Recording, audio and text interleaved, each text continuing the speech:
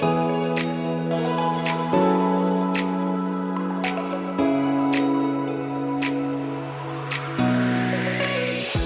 everyone. Ann Louise here for the First Lady of Nutrition podcast. As you know, I'm a best-selling nutritional author with over 35 books to my name, multi-award-winning nutritional author at that, and I have somebody who has magnificent qualifications to discuss the primary cause for all degenerative diseases of the past centuries, none other than the iconic figure in nutrition, Dr. Joseph Mercola, the founder of Mercola.com.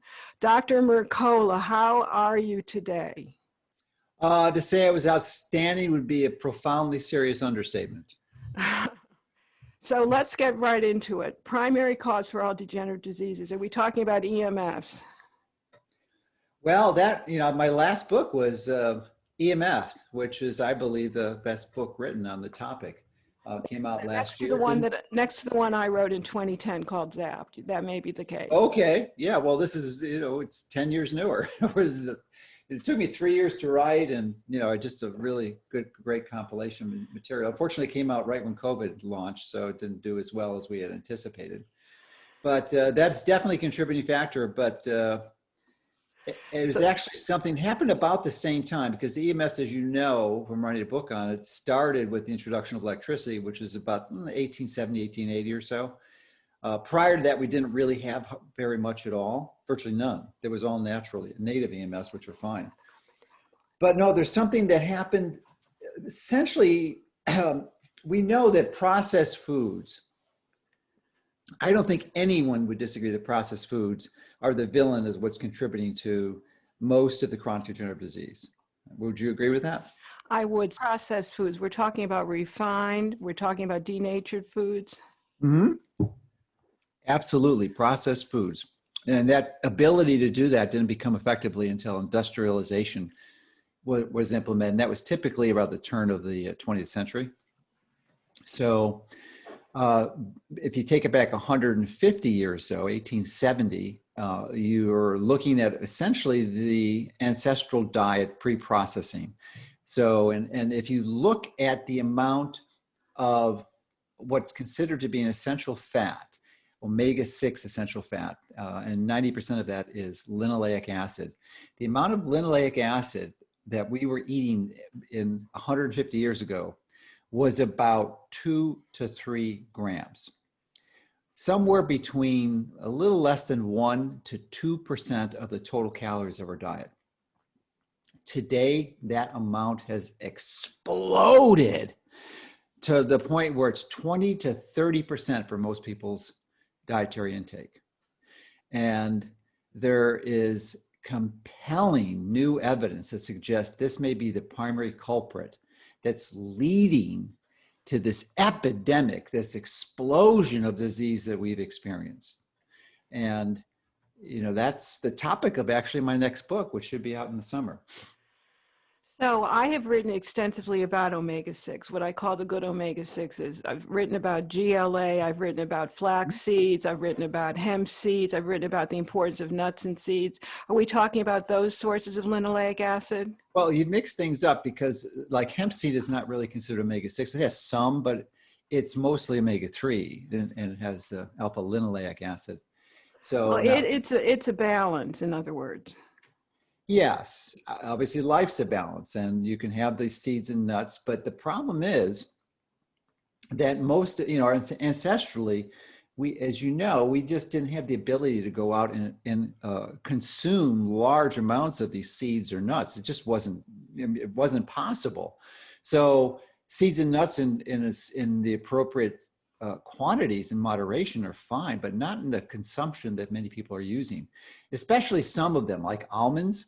Not only are they extraordinarily high in linoleic acid, and if you have large amounts of them, you would get that, but you also get oxalates, which are another pernicious challenge to health. And many people have problems with them. They don't really do anything beneficial for your health. So it's this excess of linoleic acid. It's considered to be an essential fat, as you well know.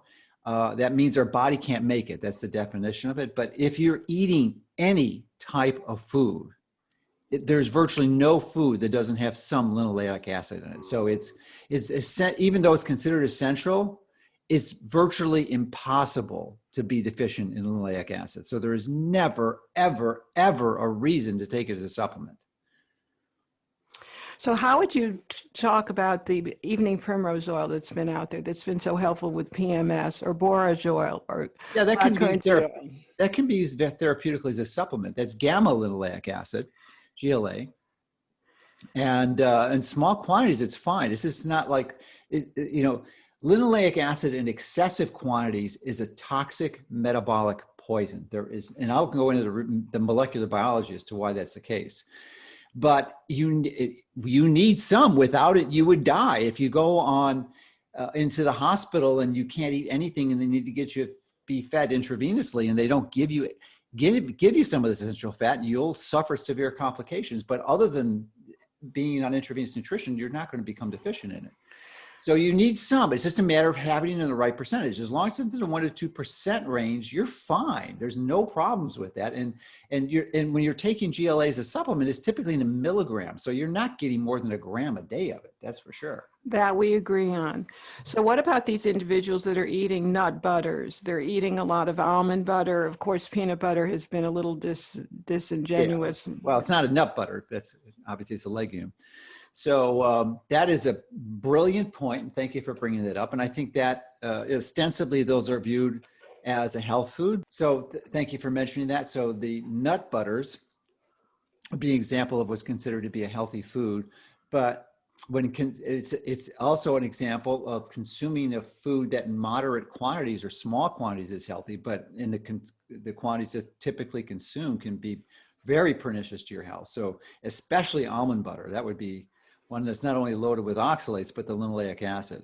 So you get a double whammy there. And what about the seed butters, pumpkin seed butter? Same thing. Those are even worse. Because? Because of higher concentration of linoleic acid. Absolutely.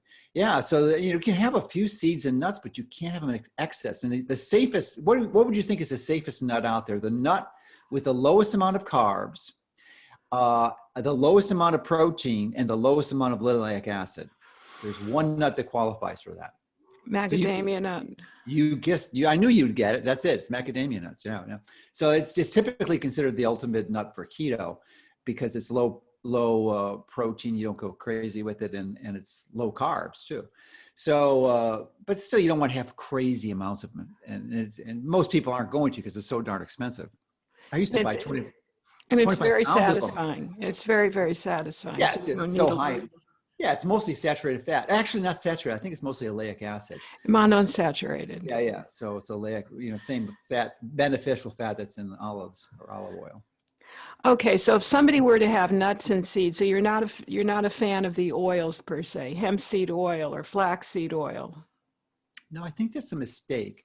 You could make an argument for very small amounts. We're talking teaspoons, not tablespoons. But certainly flaxseed oil. I would never recommend that. I'm not sure what your position is on it. I'm not opposed to flax seeds, ideally soaked and sprouted or dried. But the problem with converting into an oil is that these omega-6s, have double bonds in there, and they're highly susceptible to oxidative damage. And it's not so much the omega-6 fat by itself that's toxic and pernicious. It's the oxidative byproducts, and there's several terms for them. The simplest one I like is oxalams, which is short for oxidative linoleic acid metabolites. And there's a wide variety of them, but these oxidative metabolites are what causes all the damage. They just damage your cell membranes, your stem cells, your mitochondria, and really are particularly pernicious in the mitochondria because there's a special fat that's almost exclusively devoted into the mitochondria. You know what that fat is? It's really unique to that. It's the only place it exists in the body. It's called cardiolipin. So it's primarily an inner mitochondrial membrane. And it's really important because it essentially is the structural element of the cristae, which is the curved little structures in the mitochondria. The mitochondria, of course, are the organelles within most all of your cells, except the red blood cells, that are responsible for producing energy through oxidative phosphorylation, which is a very, very efficient way to produce high amounts of energy and really distinguishes us from prokaryotes, the simple structures that started, which cannot do that.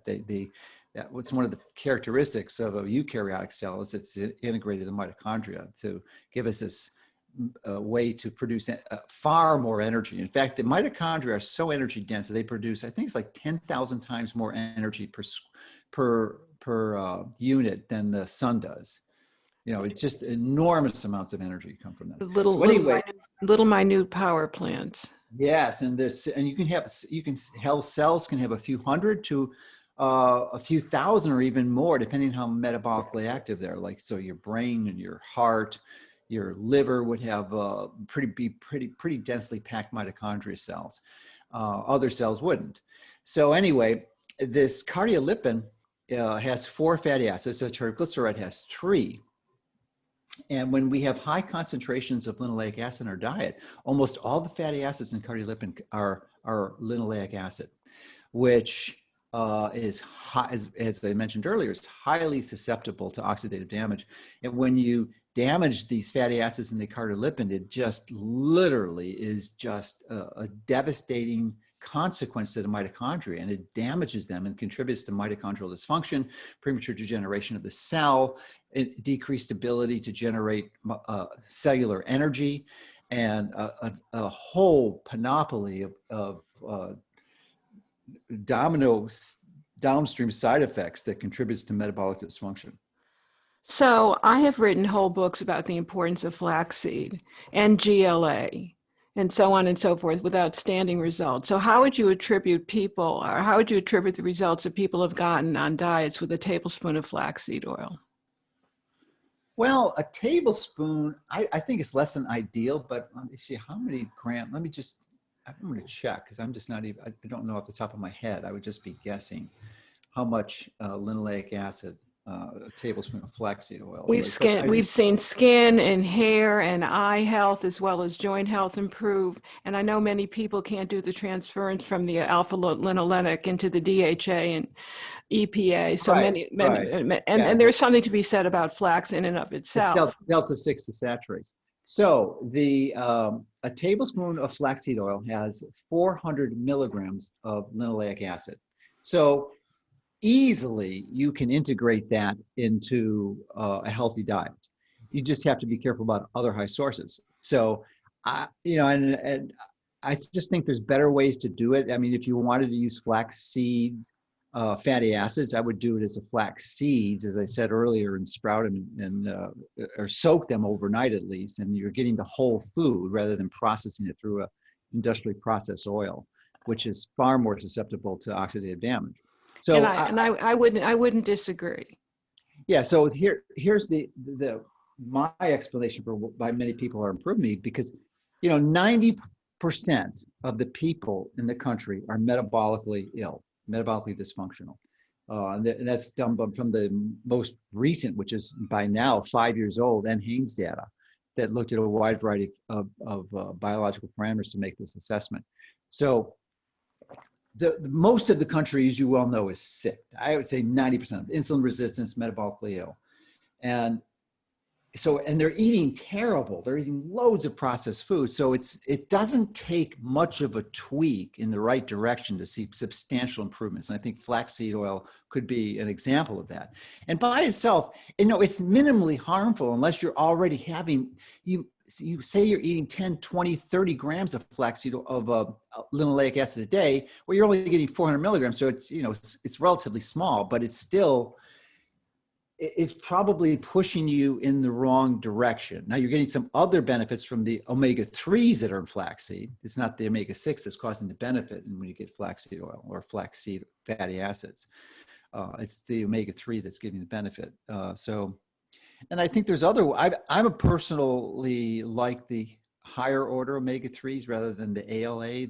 Talk to my audience about higher order omega-3s. Are you talking about fish oil, krill oil? Yeah, because the omega-3 in flaxseed in most all plants, there's pretty much all absolutes are incorrect, but most all plants would be omega-3, which is ALAs, an 18-chain fatty acid.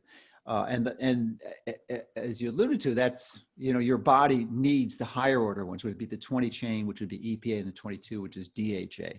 So your body has an enzyme called delta-6 desaturase, which elongates that. Except that process is not very efficient, and it depends on how metabolically healthy you are as to how efficient that is. So, but you can definitely convert it. So if you're getting some ALA 18-chain fats, omega-3 fats in your diet, your body can convert some, but you still need some probably higher levels of DHA, which is the primary omega-3 fat that's in your brain. Mm-hmm. So, my personal preference would get some of that, but I think you can equally make a same mistake of consuming some of these omega-3 supplements, like fish oil supplements. My guess is that the vast majority of fish oil supplements are highly Rancid. problematic. Yes. Yeah, not only rancid, and they may be contaminated. There's a lot of problems with it. So, but that doesn't, you can't throw the baby out with the bathwater, because there are some good ones. You just have to be really diligent and careful and assiduous in your analysis of them.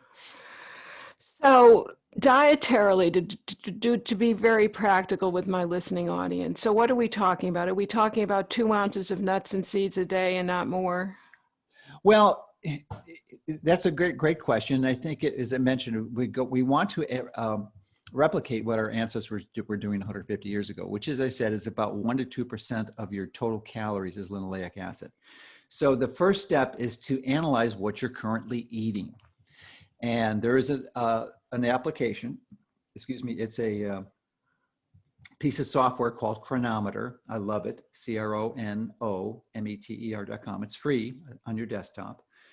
And you can just sign up, get an account, and then enter your food intake for the day. Now, it's only as accurate as your data entry. So you have to weigh your food. So you just can't guess, so you get a digital kitchen scale, electronic, which is about $10 if you don't already have one. And you weigh your food and you put it in, and then there is a section in there lower down that will tell you to the 10th of a gram how much omega-6 fat you're getting. So first of all, you need to do the analysis. Now, and then you can actually right-click on the field next to the grams, and it will show you the foods that you entered, rank order them as to what are the highest amounts and exactly how many grams are in each of those foods. So you can identify the highest sources, which is the key. And you'll find that for most people, the average person, it's the industrially processed vegetable oils. And I don't think any nutritionist would disagree that those are just profoundly pernicious. They're the worst culprits for health. The problem is they're hidden in so many foods, and most processed foods, that's what they have. They're cheap as crap, and they're loaded with linoleic acid. So especially the worst one is like sunflower oil. I think it's like 70% linoleic acid. And highly processed and adulterated. Oh, yeah. The processing adds its own problems with it. I mean, even if you had cold pressed, like it's possible, it's still an issue. If you had the cleanest sources and even from the whole foods and you had excessive LA, it's still going to cause metabolic problems. Once you get beyond the 2% range, and the best estimates are that once you get to 4%, your risk for cancer goes through the roof. So, not only cancer, but heart disease, dementia, and the one that's really solid evidence for is blindness associated with aging, which has also caused age-related macular degeneration.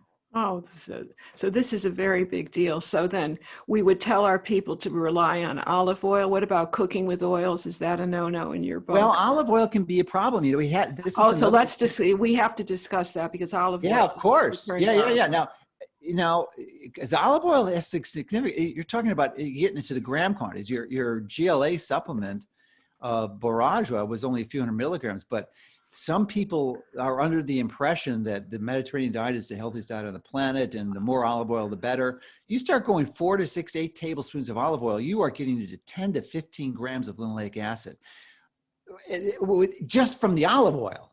just from the olive oil. So I personally would not recommend more than a tablespoon a day of olive oil. And then here's the other problem with olive oil, as I'm sure you're well aware of.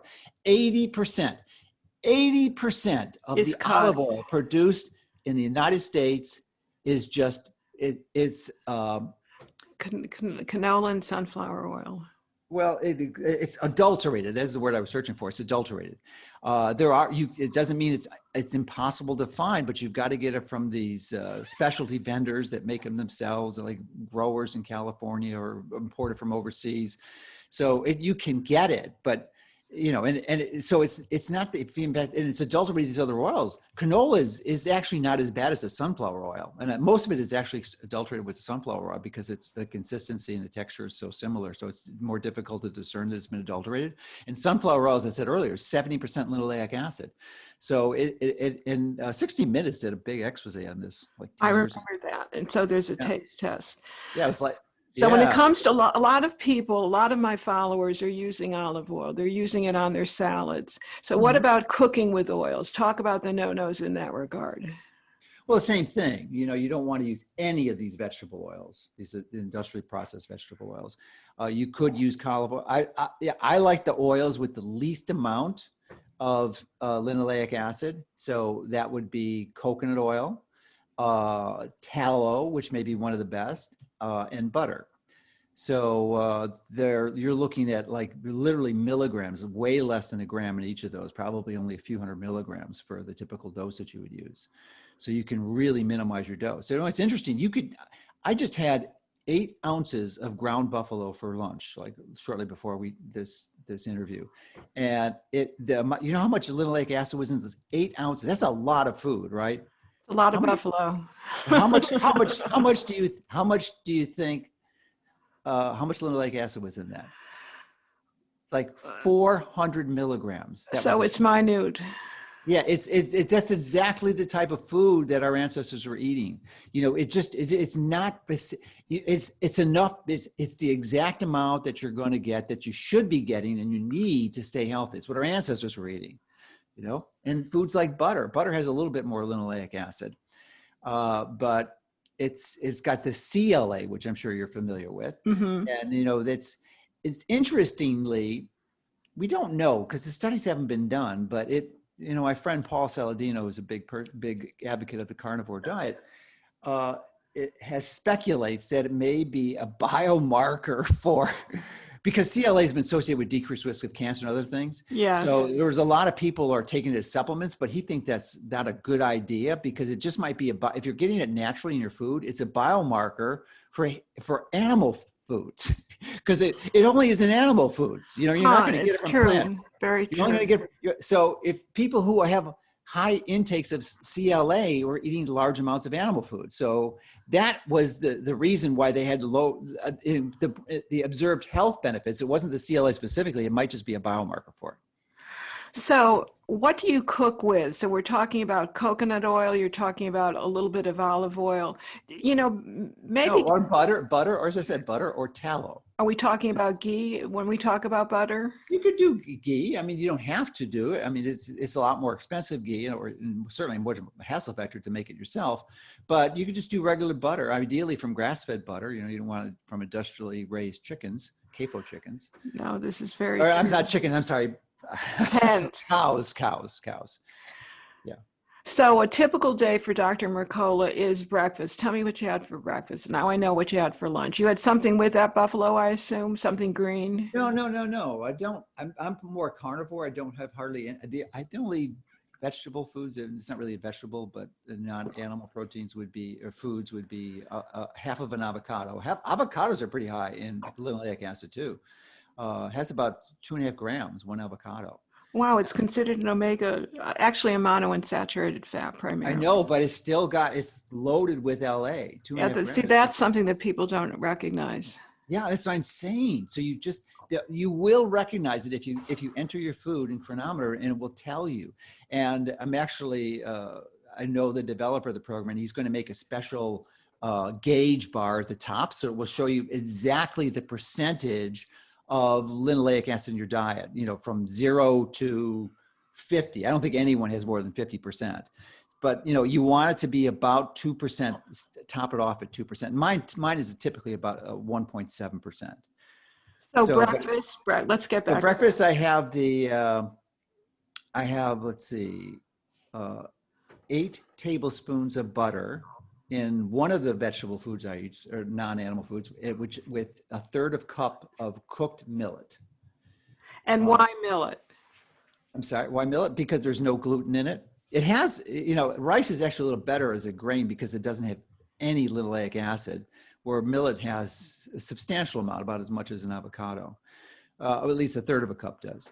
So, so I have millet, and there's very little oxalates in that too. So no gluten. And I like the taste of it, gives a little texture. Then I have a smoothie, which consists of some collagen protein powder that we make, about 5 tablespoons of MCT oil, specifically caprylic acid, and that, and some more, put a little butter in that too, and a little hot water, and the collagen protein powder, which is flavored so good. Actually, I have the chocolate in the morning, I put some hot water in there, and I have like my hot chocolate in the winter. It's just so delicious.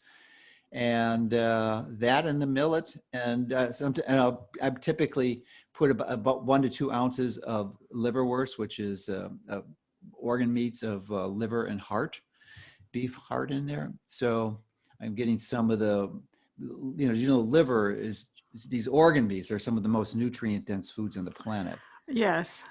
Yeah. So, I mean, you don't need a lot of them. It's, 1 to 2 ounces a day is plenty, it's just a small amount.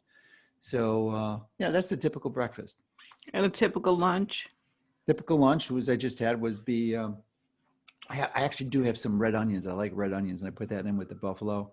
And then I'll have another smoothie, pretty similar setup, except I put half an avocado in it for the one at lunch. So, and then I'll have some fruit throughout the day too, because I like healthy carbs. It depends on the day. If I'm working out or not, I'll go up to 150 grams of carbs. So I might have 1 or 2 red delicious apples, some tangerines, so, on the days that I'm really working out heavy, which is about 3 or 4 days a week. So the best nuts, just to recap, the best nut, of course, is the macadamia nut. Yeah, it can't beat it. But they're so expensive. When I was buying them initially when I started keto, it was like $250, maybe $300 for 25 pounds of them. Now it's like double. It's like $600 for 25 pounds. And what about the macadamia nut oil that I tell my people to use?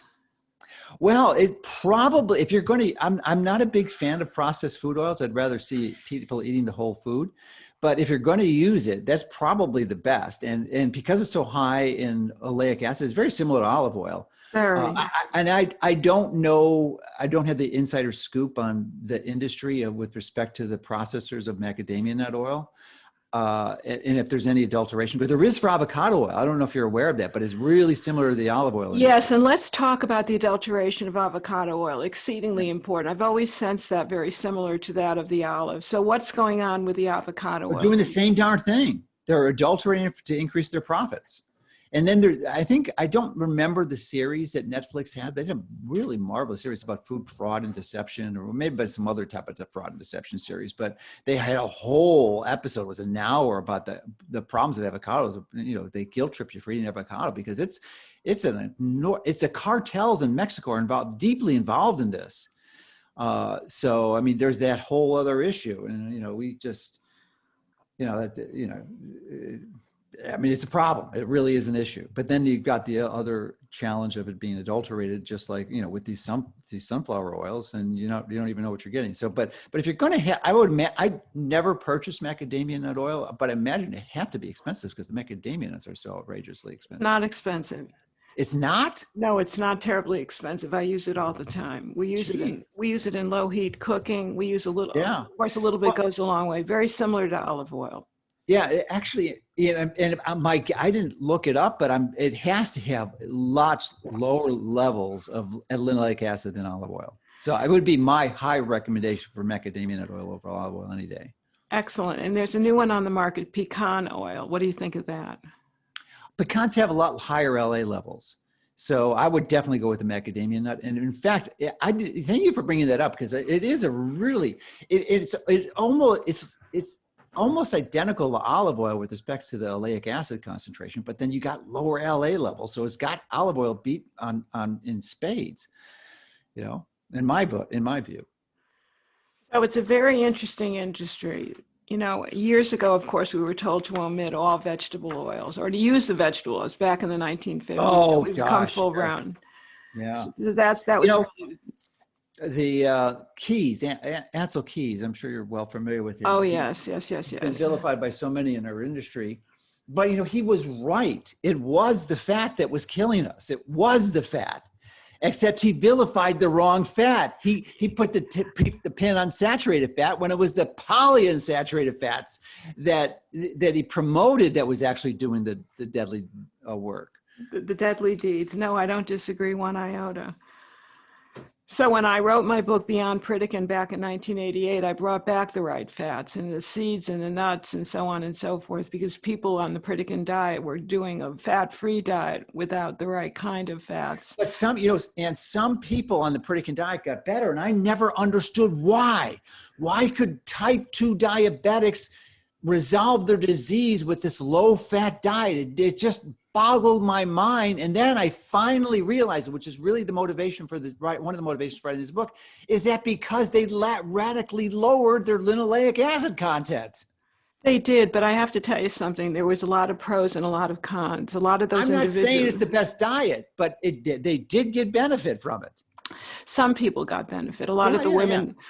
We saw a lot of cancer. People lowered their cholesterol to 120, 130, and so on and so forth. So there were some downsides to that as well. So if we were going to leave our listeners with a kind of take-home message, what would that be from Dr. Joseph Mercola? Well, to just be aware that you want I think the primary message is to know that these, industrially processed vegetable oils are some of the worst foods you could possibly eat, which means that obviously you don't want to purchase any of them, but you also want to identify their inclusion in any of the foods you eat. So almost any processed foods is going to have them incorporated to them. And another stealth hidden source of them is when you go to a restaurant. There is no financial incentive for almost any restaurant to use anything other but these cheap industrially processed oils and when they're cooking. So you can be almost guaranteed you're going to get a massive insult of an increase in linoleic acid when you go out to eat at almost any restaurant, which is almost a moot issue now for most people in the country since almost all the restaurants are closed. But what restaurants are open, and this is almost 100% are the fast food restaurants, which are exactly where these are targeted. You know, they're all using these vegetable oils. So, you know, French fries, I mean, it's probably the most toxic food on the planet. Maybe donuts beats it because they've got the vegetable oils and they're frying them. They're creating all these oxidative metabolites, these cyclic aldehydes and other things that are just ruining your health. So stay away from those foods, eliminate them, and it'll do wonders for your health. So let me thank you so much for being my guest today, Dr. Mercola. Well, thank you for having me. My pleasure. And I want to thank all my listeners for joining me yet once again on First Lady of Nutrition podcast. I want to thank my sponsor, Unikey Health, my go-to for all supplements, testing facilities, and testing, home testing kits, as well as some of your best vitamins, minerals, and detox supplements. So thank you so much, and we'll see you again soon.